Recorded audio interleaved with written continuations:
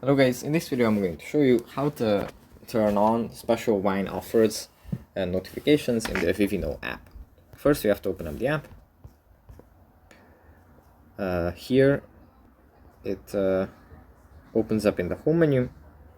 From here we just go into the profile menu in the top left corner. Then we tap on settings. Then we scroll down and here special wine offers. We tap on this.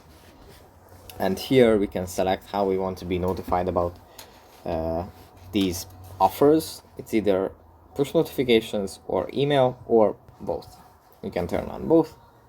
And then if we have some special offers that that might interest us, the app is going to notify us that hey, these exist and you can purchase these bottles.